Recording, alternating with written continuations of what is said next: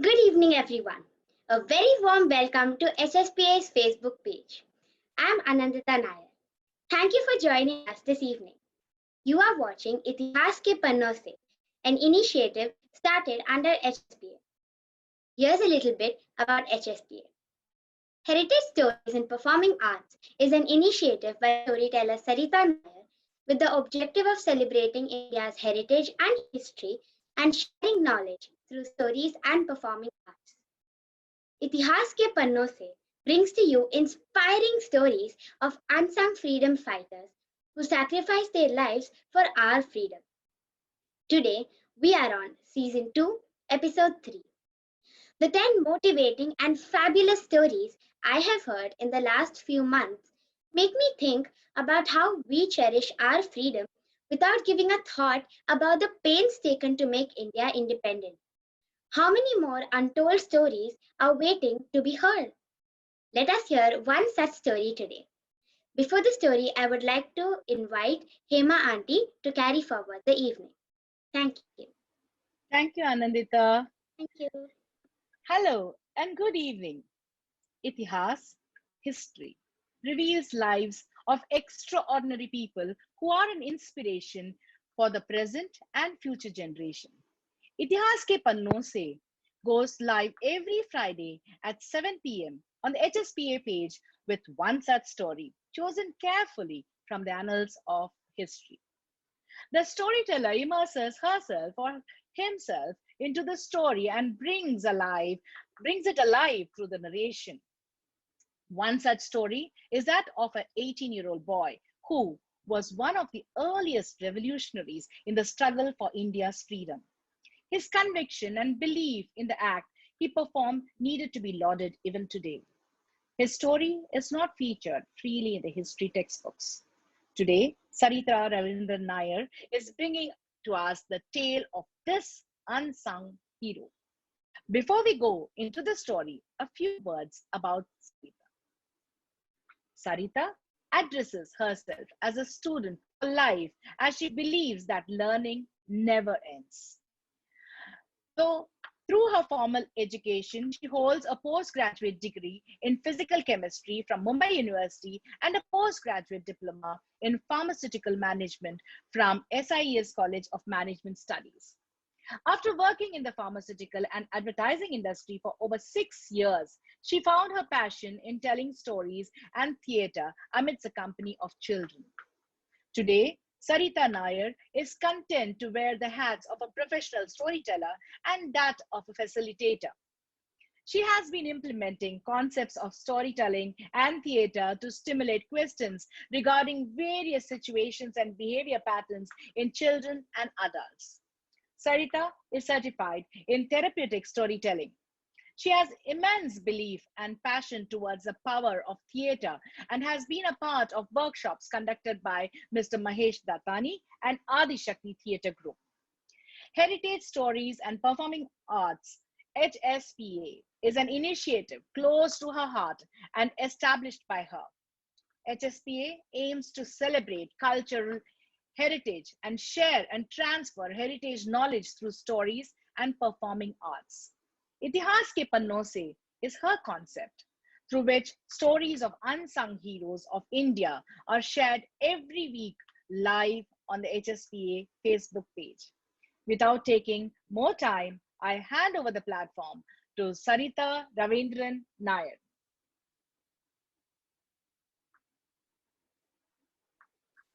একবার বিদায় দে মা ঘুরে আসি একবার বিদায় দে মা ঘুরে আসি হাসি হাসি পড়ব ফাঁসি দেখবে ভারতবাসী ও মা হাসি হাসি পড়ব ফাঁসি দেখবে ভারতবাসী একবার বিদায় দে মা ঘুরে আসি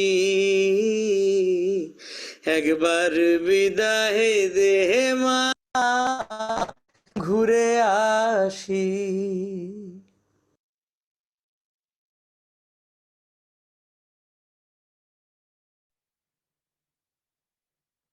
Ma, bid me farewell once, for I will be back soon. The whole nation will watch as I wear the noose with a smile on my face. That was my brother. As he held the Bhagavad Gita in one hand, a smile on his face, and pride for his country in his eyes. Moments before he was hanged on the 11th of August, 1908. Ami Aparupa. And the story that I'm about to say is that of my brother, my son, Khudiram Bose. Baba was always engrossed. After all, he was the tehsildar for the Raja. And Ma, she would be busy with the rituals and the temple visits. We were three sisters. We had two younger brothers, but we lost them at a very young age. I still remember Ma used to go to the Devi temple and pray to goddess Kali for 3 continuous days. And then she would say that the goddess herself came and appeared in Ma's dreams. She blessed Ma and said that you will have a child. The child will not live for long, but he will be remembered forever. Ma gave birth to a baby boy on the 3rd of December, 1889. In those days, it was custom to avoid the premature death of a newborn, to sell symbolically the child to the oldest sister for 3 handfuls of broken rice. It was called Khudi. And that is how we named our little boy Khudiram. And that is how I became his mom. Ma and Baba left us very soon. In fact, Khudi was only 6 years old when he came to live with us. We admitted him to the Hamilton School at Tamluk. He was a bright student. He would grasp everything. But his mind was not in the studies. His mind was in much graver issues of the motherland. I still remember the day which I think would have triggered that. Khudi and my son, Lalit, had gone to the market. He came running back and said, Ma, today in the market, we saw a British officer buying some sweets from the sweet shop. When the shopkeeper reminded the British officer to make the payment, he was beaten up badly by the officer. Nobody in the market did anything, Ma. Why do they treat us so badly? Why do the British treat Indians so badly, Ma? Because we are slaves and they are our master. What else could I have told that young child? What I didn't realize that that child had thoughts which was far beyond his age. In fact, that incident changed Khudi forever. He started going to the local library much more often. He would read the Bhagavad Gita, he would read Swami Vivekananda, he would read Anandmat. Vande Mataram became his sacred phrase. We observed other changes in him. He would try to test himself for endurance of pain and fear. He would capture poisonous snakes, play with them and release them. His friends would challenge him to go to the ghat, where the dead bodies were cremated, in the middle of the night. And he would do it fearlessly.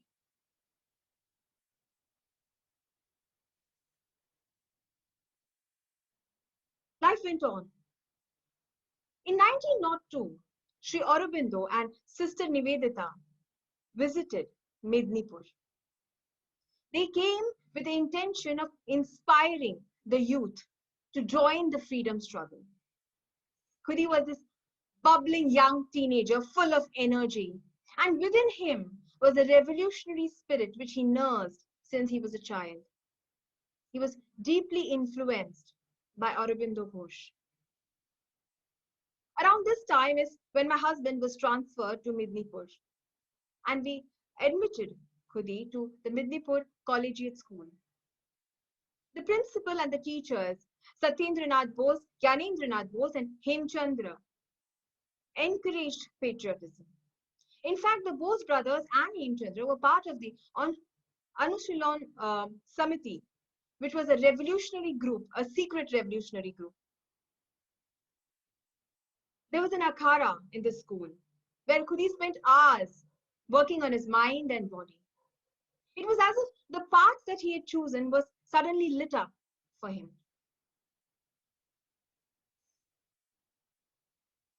In 1904, there was a huge change that happened in Bengal. The Assam governor, Andrew Fraser, put in a proposal to divide Bengal into two. Khudi was extremely upset about it. Ma, they are doing this to weaken Bengal. You see, Bengal is the nerve center for Indian nationalism. There was an uproar all over the country. Thousands of people protested against this. Jugantar, a newspaper, talked about nationalism and triggered thoughts of resistance in the youth. By now, Khudi had decided that he does not want to continue with the formal education. We had accepted it. But at a very young age, he had decided to sacrifice his life and future for the dream of an independent India. In fact, he was only 16 years old when he began his physical involvement in the protest. I still remember the day when the Britishers had held an exhibition. They had done this to create a false impression that everything was fine in their rule and Indians were flourishing. Do you know what Khudi did? He stood outside the exhibition hall and distributed pamphlets. These were not ordinary pamphlets. This had the title of Sonar Bangla and the slogan of Vande Mataram. The content of these pamphlets talked about the real reason of the exhibition. It also talked about the injustice that the Britishers did towards Indians. A few loyalists of the British approached him and asked him to stop giving the pamphlets. But Khudi, he continued without any word. And then a policeman came. The policeman caught him and snatched his pamphlets. Khudi gave him a hit or blow on his nose. Before the policeman could get up, Khudi had disappeared. But the people there, they surrounded the policeman, and you could hear cries, Vande Mataram, Vande Mataram, Vande Mataram. The whole of Bengal was in a turmoil. The revolutionaries were restless and waiting to respond to the atrocities of the British. Khudi would share most of his activities with us. He came home that day very happy. Hemchandra had come back. He was a teacher and someone who Khudi looked up to. He had gone to Europe selling all his property in Kolkata. And the reason that he traveled was to learn the explosive chemistry. In other words, to learn to make bombs. And he did that in Paris under the guidance of a Russian. He came back with his trunk full of documents and a huge manual on bomb making. It was around this time that Khudi talked to us about Douglas Kingsford. Douglas Kingsford was a magistrate who was known for his cruelty and atrocity against Indians, especially against the revolutionary activists. He would randomly pick up protesters who were peaceful and calm and ask them to be stripped and whiplashed. He was also responsible for the imprisonment of the editor of Jugantar.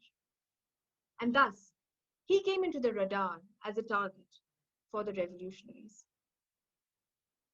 In fact, Khudi told us that there was an attempt made on his life, on the life of Kingsford, and the bomb was in the form of a book.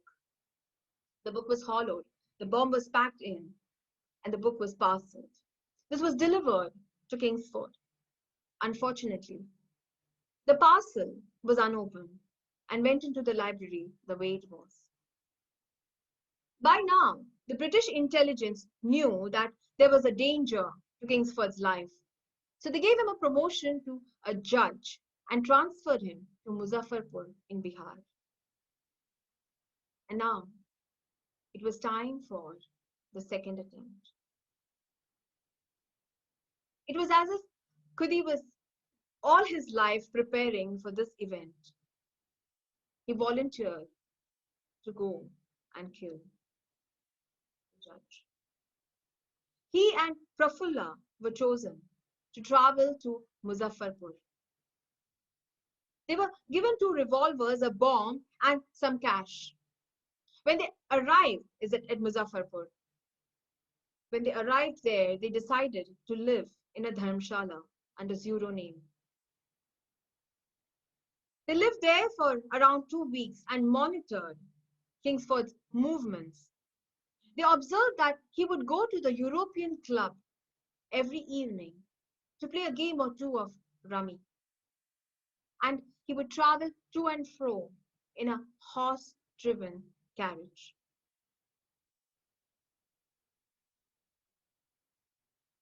On the hot, humid, moonless night of 30th April 1908, Khudiram and Praful stood outside the gates of the European club, hidden amongst the trees. There was no sound that night. You could only hear the crickets and the slight rustling of the leaves in the gentle breeze. And that's when they heard the clip-clop of the hoofs hitting the hard surface of the road. There, they could see, in the darkness, a carriage. Khudi had a bomb in his hand, and he quickly whispered to Prafulla that, "Run away. The moment I throw the bomb, run away. Don't worry about me. Vande Mataram. Vande Mataram." Saying that, he hurled the bomb onto the carriage. The moment the bomb touched the carriage, it exploded with a deafening sound. Without waiting for a moment to see what happened, Khudiram and Prafulla ran in 2 different directions and fled from the scene. Unfortunately, unknown to them, the same day, there was another carriage that was drawn from the club. This carriage had the family of the barrister Kennedy. Douglas Kingsford was lucky that night. He had escaped death. This incident happened at 8:30. By around midnight, the entire country had armed forces in all strategic locations. There was also a cash prize of ₹1,000 for any informer who would give news on these attackers. Khudi had decided to run along the tracks, along the countryside. The whole night he ran, he walked. Next morning, on the 1st of May 1908, exhausted, perspiring and parched, he reached Vaini station. At the station, he saw a tea stall. He was thirsty and he decided to go and ask for some water. As he approached the stall, he saw a group of people and they were discussing about the bomb. He also heard that Kingsford was alive. His appearance and his reaction gave him away. People grew suspicious and someone alerted the constables around. Before he could do anything, Khudi was overpowered and captured and arrested. They found a revolver, the railway map, and some cash on him. Khudi was then taken by train to Muzaffarpur. When he stepped out of the station, there was a huge crowd in front of him. All the people were there to catch a glimpse of this young boy, a young 18-year-old boy who showed the courage to throw a bomb on one of the most ruthless judges of British origin. Khudi looked around, smiled, and had the words, Vande Mataram, Vande Mataram, Vande Mataram. His trial began. What about us? Well, we were prepared for this because he had chosen his path long back and he had our support. His trial began on the 21st of May. The defense lawyers who fought for him did it for free. And under their guidance, he pleaded not guilty. Prafullah had shot himself just before he was captured.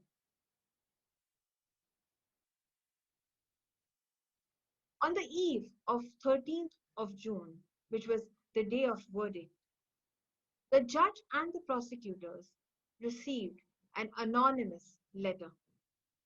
This letter talked about how if they did not release Khudiram, there would be more bomb blasts. And this time it would not be the Bengalis, but the Biharis who did it. The defense lawyers hoped that this would take the attention away from Khudiram. But unfortunately, this letter became a proof against Khudi. And he was sentenced to death.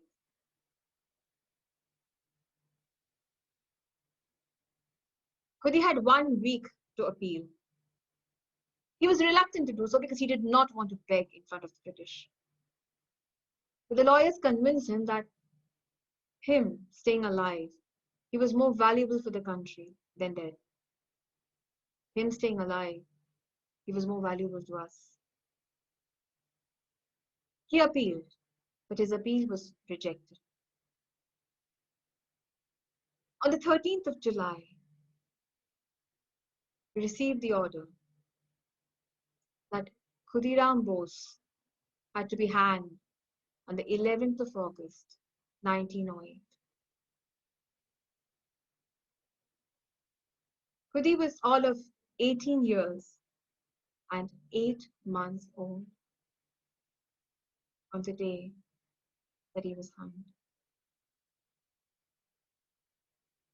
He left us. So, I know that your heart and your soul always belonged to Mother India. You have no idea, Khudi, that with your sacrifice, you gave birth to thousands and thousands of revolutionaries in India. The way people fought for freedom changed after your sacrifice. You were the youngest martyr of our country. People came there and wanted to collect your ashes in amulets, take it home. They wanted a piece of you to inspire themselves, to inspire the children. Dhotis had your name printed and embroidered on it. You have no idea the kind of impact you had left behind in history of India. We are proud of you. Khudiram. 10 মাস 10 দিন পরে জন্ম নেব মাসির ঘরে মাগো। 10 মাস 10 দিন পরে জন্ম নেব মাসির ঘরে মাগো। তখন যদি না চিনতে পারিস মাগো, দেখবি গলায় ফাঁসি। ও মা, তখন যদি না চিনতে পারিস মা, দেখবি গলায় ফাঁসি। একবার বিদায় দে মা, ঘুরে আসি। হাসি হাসি পড়ব ফাঁসি, দেখবে ভারতবাসী। ও মা, হাসি হাসি পড়ব ফাঁসি, দেখবে ভারতবাসী। একবার বিদায় দে মা, ঘুরে আসি।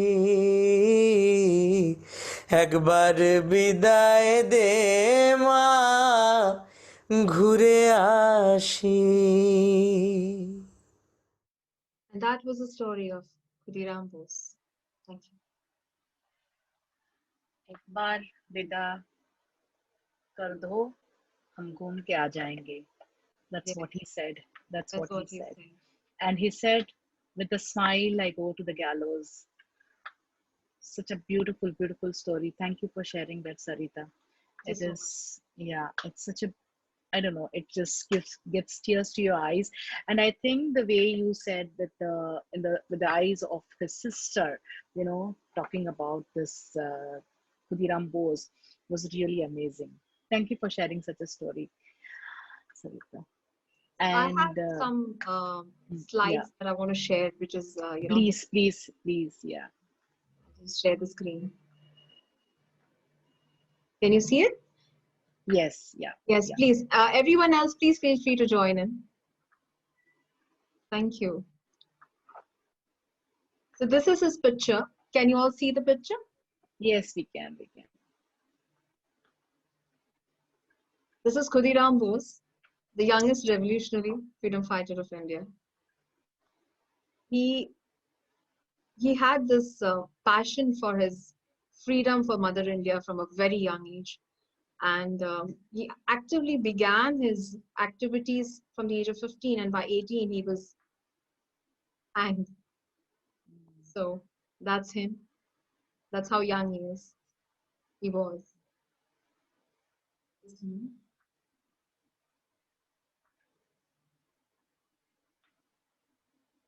So this is the pamphlet that he was distributing.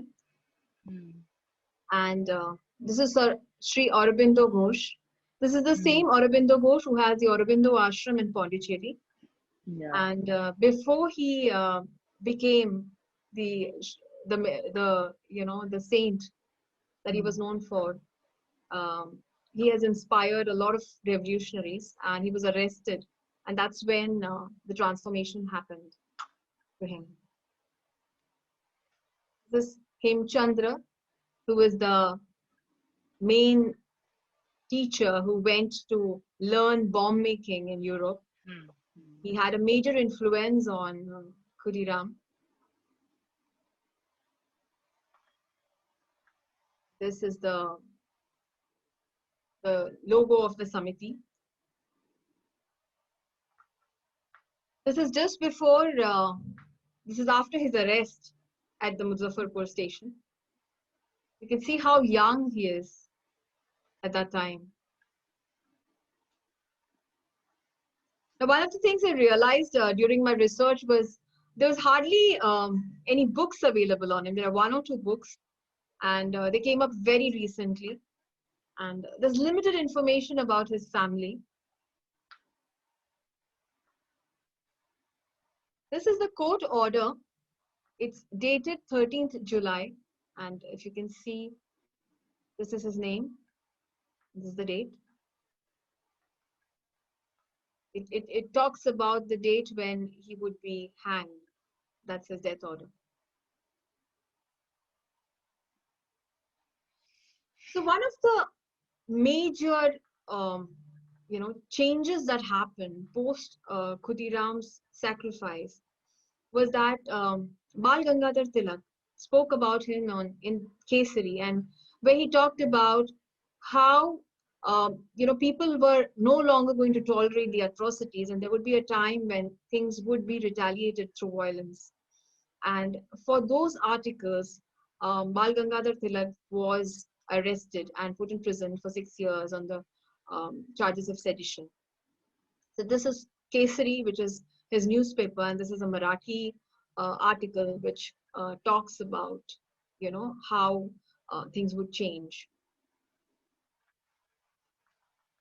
So the Muzaffarpur jail today is called Khudiram Bose Central Jail. You also have a station, that is Vaini station, which is called Khudiram Bose Pusa station.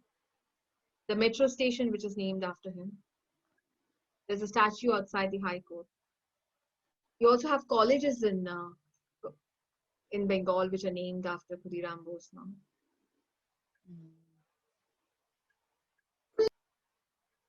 Just a minute. Awesome. I'll just stop screen sharing and.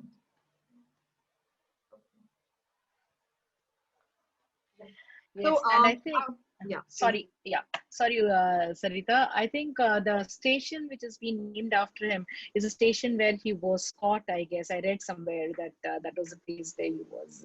Yes, that's the Vaini station where he was arrested. And it's now named after Khudiram as Khudiram Pusa station. Also, one of the things that I came across in research is that there were two acts which came after his death. One was the Explosive Act, and the other was the Newspaper Act, because the British wanted to control how explosives were used post the bomb blast that happened, because this was the first bomb assassination that had happened in the history of India.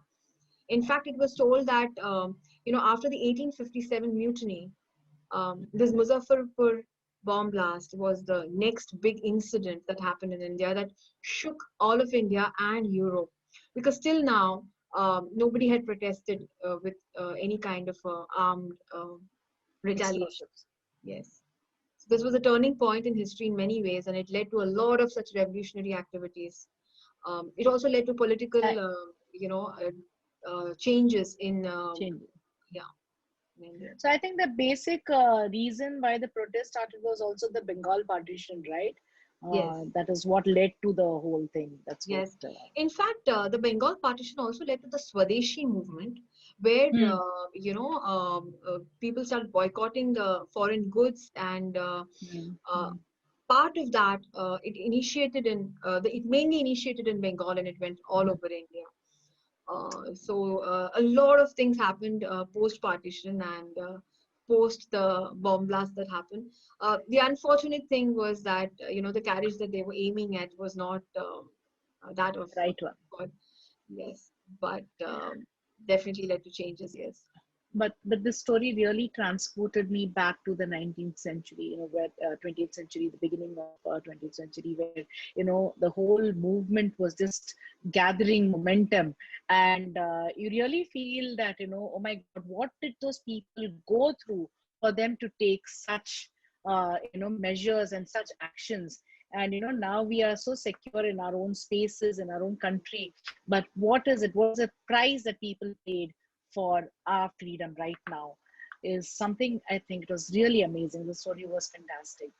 Thank you. And the song that was played, I must mention that there is somebody called Rishi Chakrabarti, who's in Kolkata, who was kind enough to give me his voice for the song. So it was specially sung for Itihaas Ke Pannon Se and for Khudiram Bose.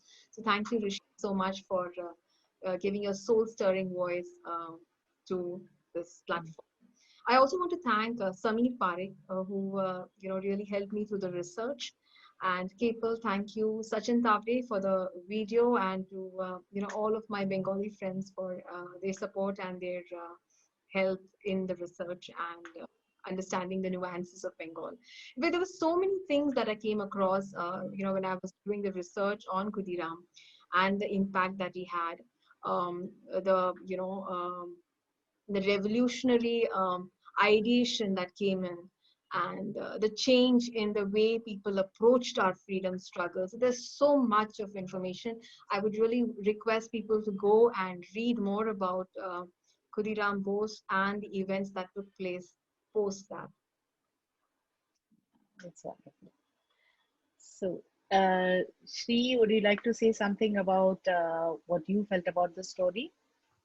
Yeah, not only today it is reiterated that throughout the HSPA stories, they were so young. I mean, like 15 to 18, earlier stories also. I mean, how do they had that much courage, or मतलब पैदाइशी they were courageous, or what is it that made them just give up their life, or really that is one reiterating in every story of HSPA.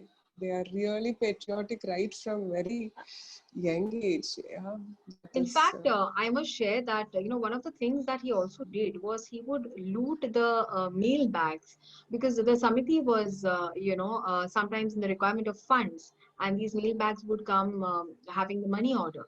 So they would also, he was one of the main persons who would go and loot the mail bags so that they could fund their, because it was the British bags which came in, and they felt that it's okay to do that.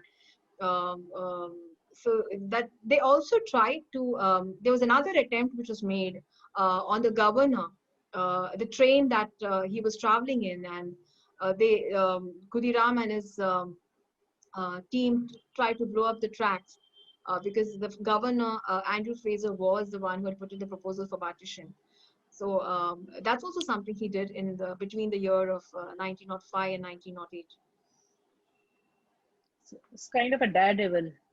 Yeah, Yeah, and I really loved, Sarita, that the start of the story was so touching, because you started as his sister and his son, the tradition of that, and the start itself was like, it just took us into the story. The start was very beautiful. I just loved it.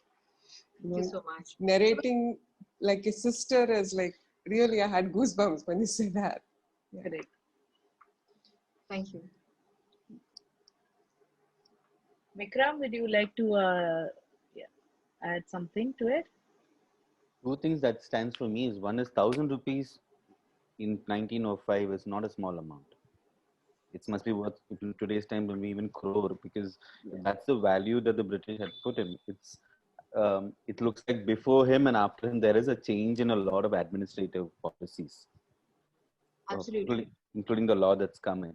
And yeah, because India also is, I mean, again, to look at before the partition, after the partition is very different. And we, especially in the southern part of India, we really don't talk about the Bengal partition as much as the Punjab partition.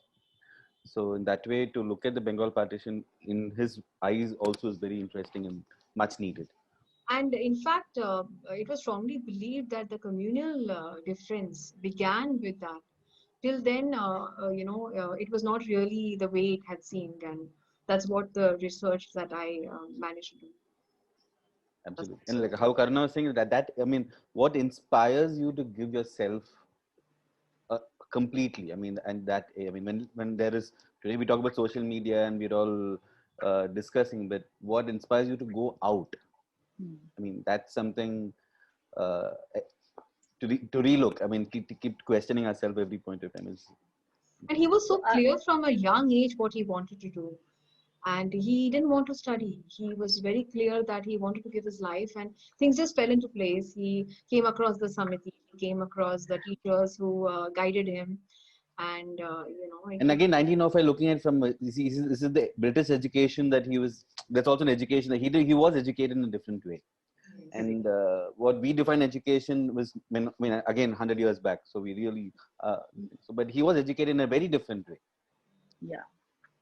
I think he really channeled his energies towards understanding his environment and reacting to it actually. Absolutely. So I think the situations made him learn a lot of things that he wouldn't have learned otherwise in a school.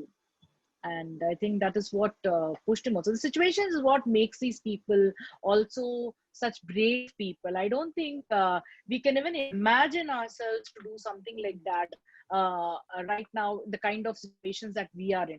But I think you can imagine what kind of strife they would have gone through, how much they would have been suppressed, how much of pressure it would have been on them, that they really were ready to give up their lives so that the others get their freedom.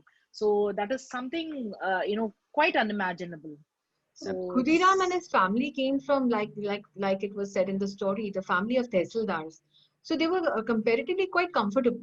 And the fact that he was moved by what was happening to his fellow citizens around. In fact, the story also talks. I mean, when I read through that, he would not think about himself. He would try and help people whenever they are in trouble. So when cholera happened, he forgot, that it could harm him as well. He would just go there and help. And when he saw a beggar, he would, shivering in the cold, he would go and get his father's very expensive shawl, which was gifted to him by the Raja. And he would just go and give it to the beggar. And, there's a story where the sister has asked him that, do you think the beggar's going to keep it? He'll sell it off. He may not even use it. And he said, even if he sells it off, that money will be useful for him. What use is it to me? There are also stories where, he would go to this, visit this Shiva temple, and he saw people lying on the, doing a Sashtang Namaskar and praying. And he asked the priest, what is this about? He said that they're praying to, that the diseases, that they're free from diseases. And one day he just disappeared, and his sister was looking all around for him. And they finally found him in the temple, lying down the whole day. And they asked him that, what are you praying for? And what disease are you, wanting to put away? And he said, isn't slavery the biggest disease that we have here right now? So these are some of the, stories that came on and off. And so it showed that how deeply he felt for the country and the atrocities that was happening around him. Absolutely. That's a wonderful story, yes. It just called out to me. So Khudiram it was this time. And I hope all our viewers, you have liked the story. And this was episode 3, season 2, the story of Khudiram Bose. Do stay tuned for our episode 4 next week. And thank you so much for logging in to Itihaas Ke Pannon Se on the HSPA Facebook page. A big thank you once again to all of you. You know who you are, for inspiring me to do this story. And a special thanks to my daughter Anandita, who began the session today. So thank you, Anandita. Please come on. We would love to have you with us. Thank you. Thank you. And thank you, Hema, for You're taking the welcome. role of the host today. Thank you to Sonia, who did my video on the clues. Thank you, Vikram, for always being there. Thank you, Shri. And to all of them who are not here today, but have always there with me with your support. And with that, we log off from Facebook. So stay tuned to Itihaas Ke Pannon Se. Keep watching us, keep liking, sharing, and let these stories go out there and reach everyone. Have a wonderful night. Good night.